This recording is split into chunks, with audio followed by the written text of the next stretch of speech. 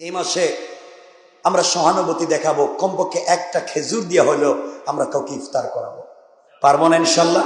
যাদের সামর্থ্য আছে আপনারা গোপনে গোপনে বা যেভাবে পারেন আপনারা সহযোগিতা মানুষকে করবেন, ইফতারে সহযোগিতা করবেন, সেহরিতে সহযোগিতা করবেন। অনেক বিধবা নারী, অনেক এতিম সন্তান জীবনে বহুত কষ্ট করবে। রমজান আসছে, হয়তো তার ঘরে কিছুই নেই, আপনি তার ঘরে ইফতারের খরচটা পাঠাইয়া দেন, সেহরির খরচটা পাঠাইয়া দেন। আপনি কি চিন্তা করতেছেন যে আপনার পকেটের টাকায় আরেকজন ইফতার করতেছেন, আপনার খরচ দেওয়া আরেকজন সেহরি খাচ্ছে?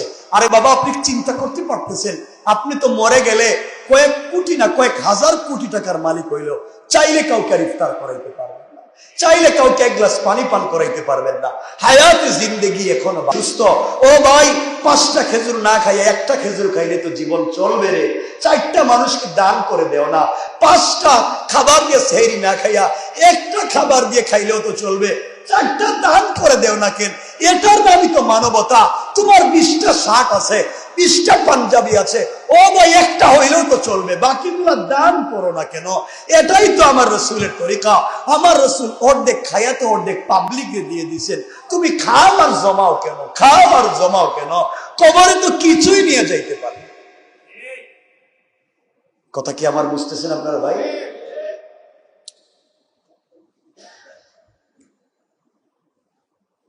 এই মাসে আল্লাহ তাআলা মুমিনদের রিজিক 70 গুণ বাড়িয়ে দেন। সুবহানাল্লাহ বলেন। যে ব্যক্তি কোন রোজাদারকে ইফতার করাবে, সে ব্যক্তি একজন রোজাদারকে যদি খালিস নিয়তে, আবারও বলছি, একজন রোজাদারকে খালিস নিয়তে, নির্বেজাল নিয়তে যদি একজন রোজাদাররে একদিন ইফতার করায়, নবীজির সেই হাদিস, তিরমিজির হাদিস অনুযায়ী ওই একদিনের ইফতার করানো তার জন্য জান্নাত ওয়াজিব হয়ে যাবে। করে আল্লাহর দিকে দাবিত হতে না পারি, রমজানের আগে যা করতাম রমজানের পরে যদি তাই করি, তাহলে বোঝা গেল এই রমজান আমাদেরকে কোনো উপকার দিতে পারে। কথা কি বুঝতে পারছেন? শাবান মাস প্রায় শেষ, রমজান মাসের সূচনা। রমজান মাস হল সওয়াব অর্জনের, নেকি অর্জনের প্রতিযোগিতার মাস। গুনাহ থেকে মুক্ত হয়ে সওয়াব অর্জনের প্রতিযোগিতার মাস। এই প্রতিযোগিতা শুরু করতে হয় শাবান থেকে। শাবান থেকে শুরু করে দিতে হয় এই প্রতিযোগিতা। এই মাস আসলে রাসূল পাক সাল্লাল্লাহু আলাইহি ওয়াসাল্লাম হাদিসে লম্বা আলোচনা করেছেন। আবু দাউদের হাদিস, তিরমিজির হাদিস, রাসূল পাক সাল্লাল্লাহু আলাইহি ওয়াসাল্লাম অনেক লম্বা কথা বলেছেন। হযরত সালমান ফারসি রাদিয়াল্লাহু তাআলা আনহু থেকে বর্ণিত, রাসূল পাক সাল্লাল্লাহু আলাইহি ওয়াসাল্লাম ইরশাদ করেছেন, শাবান মাসের শেষে আমাদেরকে সম্বোধন করে আমাদের দিকে লক্ষ্য করে হযরত সালমান ফারসি বলেন, রাসূল পাক আমাদেরকে লক্ষ্য করে তিনি বলতেন, হে লোক সকল, তোমাদের মাথার উপরে ছায়া স্বরূপ একটি মহান বরকতময় মাস আসছে। সালমান ফারসি বলেন, নবীজি সাল্লাল্লাহু আলাইহি ওয়াসাল্লাম আমাদেরকে বলতেন, হে লোক সকল, তোমাদের মাথার উপরে ছায়া স্বরূপ, রহমত স্বরূপ একটি মহান মাস বরকতময় আসছে। এই মাসে এমন একটা রাত আছে যা এক রাত 1000 রাতের চাইতেও উত্তম। সকলে বলেন সুবহানাল্লাহ। এই মাসে আল্লাহ তাআলা রোজা রাখাকে, রোজা মানে কি? সিয়াম তো আরবি, রোজা তো বাংলা, ফার্সি, মানে কি? বিরত থাকা। এর মানে সিয়াম সাধনা করা, আত্মশুদ্ধি করা, বিরত থাকা। কি থেকে? বলেন। মাত্র খাবার থেকে। আর খাইবেন খাইবেন আর বাকি সব করবেন। তাইলে বিরত থাকা মানে হচ্ছে নফসানিয়ত। আমার নফস আল্লাহ বিরোধী যা চায়, আল্লাহর হুকুম এবং রাসূলের তরিকা বিরোধী যা চায়, সবকিছু থেকে নিজেকে বিরত থাকা, এমনকি হালাল স্ত্রী থেকেও দূরে থাকবার নাম হচ্ছে সিয়াম। সুবহানাল্লাহ বললেন না? অনেক হালাল জিনিস থেকেও দূরে থাকতে হবে, কারণ আল্লাহর হুকুম তুমি হালাল জিনিস থেকে দূরে থাকো। যেখানে আল্লাহ হালাল জিনিস থেকে দূরে থাকতে বলছেন, এখানে চুল পরিমাণ, সরিষার দানা পরিমাণ হারাম কাজ করা যাবে বুঝবেন। আমরা বলবো সামনে ইনশাআল্লাহ কথাগুলা। আল্লাহ বলছেন রমজান সিয়াম সাধনার মাস, আত্মশুদ্ধির মাস, সংযমী হওয়ার মাস, বিরত থাকবার মাস। তাইলে বলেন তো, বাকি 11 মাস যা খাই রমজান মাসে পুরোটা পুষাই আনে? কথা বলেন না? কম খাই রমজানে। রমজান তো শুধু খাওয়ার মাস। তাইলে আমরা কেমনে এই মাসে বিরত থাকলাম? আরো তো বেশি খাই। পুরো বছর চিন্তা করি যে রমজান আসে না কেন, শুধু খাওয়া। এই যে ইফতার থেকে শুরু হয়েছে, একবারে সেহরি পর্যন্ত মুখ আর বন্ধ করে না, ঘুমাইয়াও খায়, খালি খাও। এই যে সোয়াব বেশি, মানে কোন হিসাব নাই, খালি সোয়াব। খাওয়ার ভিতরে খাইতে খাইতে তো মরে যাবে। রমজানে তো সোয়াবের আরো বহুত পন্থা খোলা আছে। কথা বলেন না কেন? আসে না নাই? এই মাসে আমরা বলবো, এই মাসে দেখবেন খাদ্য মন্ত্রণালয়ের, বাণিজ্য মন্ত্রণালয়ের প্রস্তুতি হচ্ছে বিদেশ থেকে শুধু খাবার আমদানি করো। ছোলা আনো, চানা আনো, বুট আনো, বেসন আনো, চিনি আনো, সব আনো। মানে মনে হইতেছে খাবার একটা আন্দোলন হইব রমজান। কথা বলেন না? সব এনে গুদামজাত করা হচ্ছে, শুধু আনো, জমা করো। আর দেখবেন কিছু ব্যবসায়ী আছে, সব খাদ্যকে গুদামজাত করে দাম বাড়াইয়া দাও। কথা বলেন না? এটা হচ্ছে আমাদের কাজ। তাইলে রমজানের প্রস্তুতিটা তার থাকলো কই? কথা কি বুঝতেছেন আমার? নবীজি বলেছেন, যে ব্যক্তি, নবীজি সাল্লাল্লাহু আলাইহি ওয়াসাল্লাম বলেছেন, এই মাসে একটা রাত আছে, এই রাত 1000 মাসের চাইতে উত্তম। সুবহানাল্লাহ, জোরে বলেন না? এই মাসে রোজাকে আল্লাহ তাআলা ফরজ করেছেন। কি করেছেন বলেন না? রমজানের রোজা কি?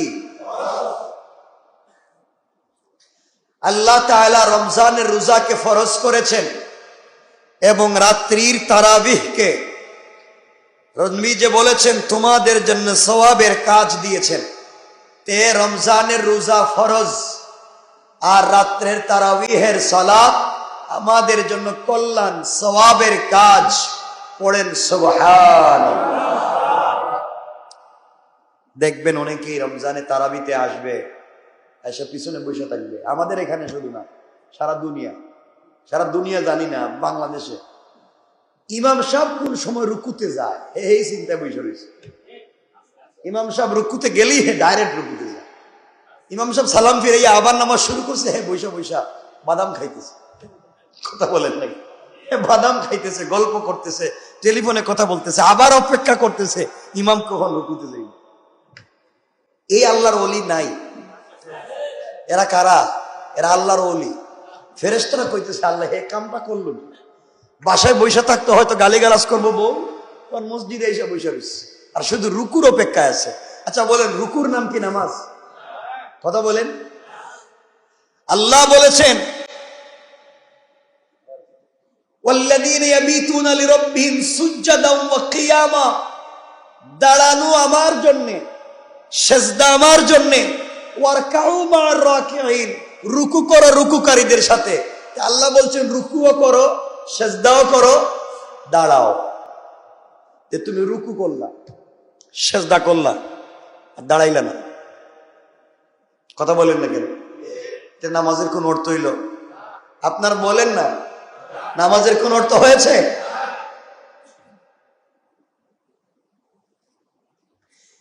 এরপর নবীজি সাল্লাল্লাহু আলাইহি ওয়াসাল্লাম বলেছেন, যে ব্যক্তি রমজানে কোন নফল আদায় করবে সে যেন রমজানের বাহিরে একটি ফরজ আদায় করলো।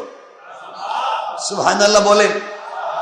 রমজানে একটা নফল আদায় করলো, সে যেন রমজানের বাহিরে, এই রমজানের বাহিরের একটা কি আদায় করলো?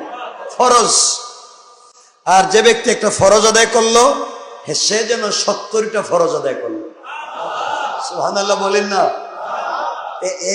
একটা সেজদা 70টা সেজদার সমান। অন্যান্য দিনে যদি 10 গুণ হয় 770,000। সুবহানাল্লাহ বললেন না। এই মাসে কত সওয়াব। এই মাসের আরেকটা নাম হচ্ছে সবরের মাস। এই মাসের আরেকটা নাম কি? আর সবরের পুরস্কার কি কারো জানা আছে? সবরের পুরস্কার কি? সবরের সুজা পুরস্কার জান্নাতুল ফিরদাউস। সুবহানাল্লাহ বলেন। এই মাসের আরেকটা নাম হচ্ছে সবরের মাস। আর যারা সবর করে তাদের পুরস্কার একটাই, তার নাম জান্নাতুল। কারণ আল্লাহ বলছেন, যারা আমার কাছে সাহায্যের প্রয়োজন, টাকা পয়সার প্রয়োজন, সম্পদের প্রয়োজন, গাড়ি বাড়ির প্রয়োজন, ইজ্জতের প্রয়োজন, কিছু চাও, ওয়াস্তাইনু বিসসবরি ওয়াসসালাহ, তোমরা সালাতের মাধ্যমে, সবরের মাধ্যমে আমি আল্লাহর কাছে চাও। আমি আল্লাহ পর্যন্ত পৌঁছার মাধ্যম দুইটা, একটা হলো সালাত আর একটা হলো সবর। সুবহানাল্লাহ বললেন না। আল্লাহ বলছেন ওয়াস্তাইনু বিসসবরি ওয়াসসালাহ, আমার কাছে সাহায্য চাওয়ার দুটাই পন্থা। আল্লাহর কাছে সাহায্য চাওয়ার পন্থা কয়টা? সবাই বলেন। আল্লাহ বলছেন ইস্তাইনু, তোমরা সাহায্য চাও আমার কাছে দুই পন্থায়। এক নাম্বার হচ্ছে সবর, আরেকটা হচ্ছে সালাত। তাহলে আল্লাহ পর্যন্ত পৌঁছার, সবর পর্যন্ত পৌঁছার, সবরের পুরস্কার জান্নাতুল ফিরদাউস পর্যন্ত পৌঁছার, আল্লাহকে খুশি করার, আল্লাহকে সন্তুষ্ট করার সবথেকে সহজ পন্থা কয়টা? দুইটা। একটা হচ্ছে সবর আর একটা হচ্ছে। তাহলে এই মাসে সবরও আছে, সালাতও না নাই? সালাত অনেক বেশি, 5 ওয়াক্ত আছে, তারাবিও আছে। তাহলে এই মাসে যত নামাজ, বাকি 11 মাসে এত নামাজ আসেনি, কথা বলেন না কেন? তো এই মাসে যত সবর, নিজের সামনে খাবার খাচ্ছেন, চিন্তা করতেছেন নি, আপনার পকেটে টাকা আছে, আপনার টেবিলের সামনে কয়েকটা 20-30টা আইটেমের খাবার আছে, হাত পা ভালো আছে, পেটে খিদাও আছে, কিন্তু খাচ্ছেন না। আল্লাহু আকবার বললেন না? আপনি এটাকে সাধারণ মনে করতেছেন। আমাকে কেউ না করে নাই, আমার টাকার কেনা খাবার আমি খাবো, আমার ডাক্তারও না করে নাই, সব আমার সামনে, তাও খাচ্ছি না। হুকুমটা কার? ধৈর্যটা ধরছি কার জন্যে? আল্লাহ বলছেন ইস্তাইনু বিসসবরি ওয়াসসালাহ। ও বান্দা, তুই যে খাবার সামনে থাকবার পর খাইলে না, আমাকে ভয় করে, আমাকে ভালোবেসে এত খাবার থাকবার পরে তুই না খাইয়া পেটের খিদায় মরে যাচ্ছিস, তাও খাচ্ছিস না। তাইলে আমি আল্লাহকে খুশি করতে পারলে, আমি তো বলছি এমন পরিস্থিতিতে পড়লে সবর করে আমার কাছে সাহায্য চাও, আমি কথা দিলাম হাত উঠাবার আগে দিলের সব দোয়াকে কবুল করে নেব। কেন সে আল্লাহকে ছিলেন? এই মাস আমাদের সামনে, এই যে কয়েকদিন পরে, কিন্তু রমজানে আমার কষ্ট হয় কি জানেননি আপনারা? আপনাদেরও হইতে পারে। রমজানের সবচেয়ে বড় কষ্ট, বাকি 11 মাস দেখবেন এত মারামারি হয় না, রমজানে যত মারামারি শুরু, মারামারি, গ্রামে গ্রামে মারামারি, বাড়িতে বাড়িতে মারামারি। দেখবেন দুইজন দোকানদারি করতেছে, পিয়াজু ছানা, হেরা দুইজন প্লেট নিয়ে মারামারি, কথা বলেন না, মানে শুধু মারামারি রমজান। এখন আমরা বলেন তো, শয়তানকে তো আমরা জানি আল্লাহ শিকল দিয়ে বাঁধছে। কি দিয়া? শিকল দিয়ে বাঁধছে না? কে এখন মারামারি হইতেছে কেমন? কথা বলেন না কেন? এই যে বাকি 11 মাস যে অ্যান্টিবায়োটিক ইনজেকশন মারছিল, এর রিঅ্যাকশন এখনো বাকি রয়েছে। কথা বলেন না কেন? এটা এখনো শেষ হয় নাই। স্যালাইন যে শুরু করছিল এটা এখনো যায় নাই। এই জন্য শয়তানরে বেঁধে রাখবার পরেও রমজানে তার কাম চলে। কথা বলেন না কেন? এগুলো আছে না নাই? এই জন্য আল্লাহর ওয়াস্তে দুহাত জোড় করে আপনাদের কাছে বলছি, আপনারা আমার ভাই, আপনারা আমার ভাই, দুহাত জোড় করে বলছি, আল্লাহর ওয়াস্তে রমজান আসছে, রমজানের হেফাজত করব, একটা ভুল কাজ করব না ইনশাআল্লাহ। সবাই বল আলহামদুলিল্লাহ। আমার ভাই, আমাদের সকলের পরিচিত, আমাদের অত্র ওয়ার্ডের সুনামধন্য জননন্দিত কাউন্সিলর আল্লাহ সারওয়ার হাসান আলো ভাই, তিনি এসেছেন। আলহামদুলিল্লাহ, আমরা দোয়া করি আল্লাহ যেন হায়াতে বারাকা দান করেন, সুস্থতার নিয়ামত দান করেন। আমরা ভাইয়ের কাছ থেকে কথা শুনবো, আমরা সংক্ষেপ কথা শুনিয়ে আমরা শুনতেছি, মনে রাখবেন। তাহলে রমজানুল মুবারক আমাদের সামনে একবারে কাছাকাছি। আল্লাহ বলেছেন তার কাছে সাহায্য চাওয়ার মাধ্যম হলো সহজতা। ইস্তাইনু বিস-সাবরি ওয়াস-সালাহ। ও বান্দা, আমার কাছে সাহায্য চাও। তুমি সাহায্য চাও কেমনে? ধৈর্যের মাধ্যমে, সালাতের মাধ্যমে।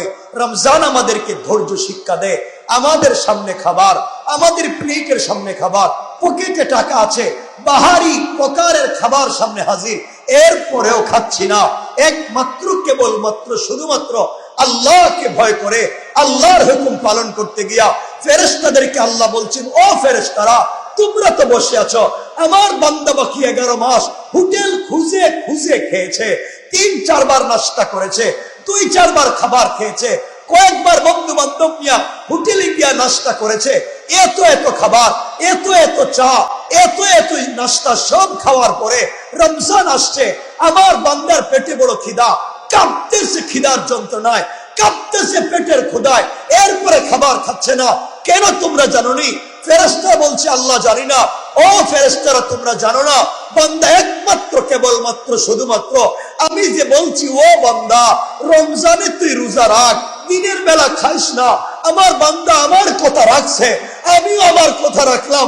আমার বান্দার জিন্দেগির গুনাহ মাফ করে আজকের দিনে জান্নাতুল ফিরদাউস তাকে দান করার ওয়াদা দিলাম। তার নাম আল্লাহ, তার নাম আল্লাহ। তাইলে এই রমজানে ধৈর্য ধারণ করবার, সবর করবার সব পদ্ধতি আছে এবং নামাজও বেশি আছে না? নাই? সব মাসে 5 ওয়াক্তই নামাজ পড়ি। এই মাসে দেখবেন যে সারা জিন্দেগিতে তাহাজ্জুদ পড়ে না, এই মাসেও কিছু তাহাজ্জুদ পড়ে, এই মাসে তারাবি পড়ে। ও ভাই, ও ভাই, সব সময় পণ্যের দাম কমে না। মাঝে মাঝে দেখবেন টিসিবির গাড়ি সব সময় রাস্তায় পাওয়া যায় না, নির্ধারিত টাইমেই পাওয়া যায়। কম মূল্যে জিনিস কিনতে পারবেন। সব সময় বৃষ্টি দেয় না, আপনি কে জমিনে মাছ ধরতে পারবেন না। কিছু নির্ধারিত টাইমে, নির্ধারিত সময় রমজানুল মুবারক বান্দার গুনাহ মাফ করাইয়া আল্লাহ পর্যন্ত পৌঁছে যাওয়ার আপনার মনে করতে পারেন যে অপরাধ করে, যে গুনাহ করে, আল্লাহর কাছে সব থেকে খারাপ বান্দা মনে হয় সে। আর আপনারা যারা তাহাজ্জুদ ওয়ালা, আপনারা সব থেকে বড় ওলি আউলিয়া। এই ভুল ধারণা বাদ দেন। আল্লাহর কাছে সব থেকে বড় দাবি যে ব্যক্তি অপরাধী, যে ব্যক্তি গুনাহগার, যে ব্যক্তি নিমক হারামি করছে, শত শত কোটি কোটি গুনাহ করবার পরেও আল্লাহর কাছে তওবা শুরু করে দিয়েছে রমজানে। তওবা করে কাঁদতে কাঁদতে পরেশান হয়ে যাচ্ছে, ও আল্লাহ 11টা মাস নাফরমানি করছি, বহুত নিমক হারামি করছি, তোমার কথা শুনি নাই, তোমারে দেখাইয়া দেখাইয়া হারাম খাইছি, তোমারে দেখাইয়া দেখাইয়া মিথ্যা কথা বলছি, গীবত করছি, শিকায়াত করছি, সমালোচনা করছি, চুগলখড়ি করছি, শয়তানি করছি, পরিকল্পনা করছি, ধান্দাবাজি করছি। আল্লাহ তুমি তো আমারে ছাইড়া দাও নাই, তুমি তো আমার রমজান পর্যন্ত পৌঁছাইয়া দিছ। ও রব, তুমি আমার উপর এত বড় ইহসান করে রমজান পর্যন্ত যেহেতু পৌঁছাইয়া দিয়েছ, আল্লাহ কেউ দেখতেছে না, তারাবির পরে তাহাজ্জুদের আগে আমার ঘরের সবাই ঘুমিয়ে গিয়েছে, মসজিদের সবাই ঘুমে, আল্লাহ আমি মসজিদের কর্নারে আসছি, আল্লাহ আমি রাস্তায় গাছের নিচে, আল্লাহ আমি বাড়ির ঘরের কর্নারে, কেউ আমাকে দেখতেছে না, তুমি আর আমি। আল্লাহ কথা দিলাম 11 মাস, 11 বছর, 50 বছর, 60 বছর গুনাহ করছি, আল্লাহ আজকের রাত্রে তোমার কাছে তওবা করছি। তুমি না বলেছ, তুমি আমারে বানাইছ, আমি গুনাহ করছি তো কি হয়েছে বলো? আমি জমিন ছাইড়া কই যাইমো, তোমার আসমানের নিচ ছাইড়া কই যাইমো? একটা বার তুমি আমাকে ক্ষমা করে দাও। আল্লাহ ডাক দিয়েছেন, ওয়াল্লাহু ইউহিব্বুত তাওয়াবিন। পৃথিবীতে 7 প্রকার মানুষকে আমি ভালোবাসি। 1 নম্বর, যারা নিমক হারামি করে, গুনাহ করবার পরেও আমার কাছে চোখের পানি ছেড়ে তওবা করে, সাথে সাথে তাদেরকে মাফ করে আমার কুদরতের কুলে উঠাইয়া 8টা জান্নাতের দরওয়াজা খুলে দেই। সুবহান।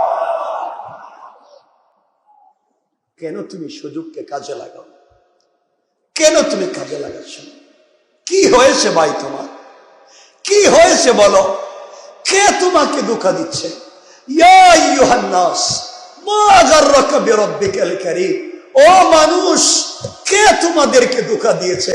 আল্লাহর মতো মহান রব থেকে দূরে থাকতে কে তোমাকে ধোঁকা দিল? দুনিয়া, এই দুনিয়া একদিন থাকবে না, বাড়ি গাড়ি মিল ফ্যাক্টরি থাকবে না, সব পড়ে থাকবে। তোমার সম্পত্তি তোমাকে ধোঁকা দিচ্ছে, তোমার ভিতরে শয়তান ঢুকে গিয়েছে। ও গোলাম শোনো, একদিন দেখবা চৌধুরী বাড়ির চৌধুরী বাড়ি আছে, চৌধুরী সাহেব নাই।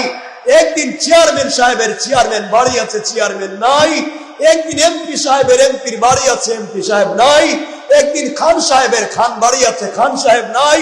একদিন দেখবা সবাই যার যার বাড়ি ঘর আছে, কিন্তু চৌধুরী নাই, চেয়ারম্যান নাই, এমপি নাই, মন্ত্রী নাই, তুমি নাই, আমি নাই। আমার বানানো বাড়ি আছে, আমি নাই। একদিন সব দুনিয়া থাকবে, তুমি আর আমি থাকবো না। যাওয়ার সময় কি নিয়ে যাইবেন রবের কাছে? আল্লাহর ওয়াস্তে, আল্লাহর ওয়াস্তে আপনি মনে করেছেন আপনার সন্তান আপনাকে মনে রাখবে? আপনার সন্তান হয়তো একদিন আমেরিকা, কানাডা, ইউরোপে চলে যাইব, তার স্ত্রীর নিয়ে, তার বাচ্চারা নিয়ে ওখানে স্থায়ী হয়ে যাবে। আপনি বাস ডাড়ের চিপায়, আপনি দক্ষিণ মসজিদ গুরুস্থানে, আপনি হয়তো এলাকার কোন জুরাইন গুরুস্থানে, আপনি আজিমপুর গুরুস্থানে পড়ে থাকবেন। ওরা জিন্দগিতে একদিন আইসা আপনার খবর জিয়ারত করবে না। হয়তো আপনার সন্তান মাঝে মাঝে আসতে পারে, বছরে 1-2 দিন আইসা বাপরে স্মরণ করতে পারে, কিন্তু দাদা নাতি আপনি দাদাকে স্মরণ করবে না। আপনি যেমন আপনার দাদার বাপের নামও জানেন না, আপনি যেমন আপনার দাদার দাদার চেহারাও জানেন না, একদিন আপনার নাতির নাতিও আপনার চেহারা জানবে না। অথচ এখানে বাড়ি করেছেন আপনি, সম্পত্তি করেছেন আপনি, আপনার সম্পত্তিতে তারা থাকবে, কিন্তু কেউ তোমাকে চিনবে না।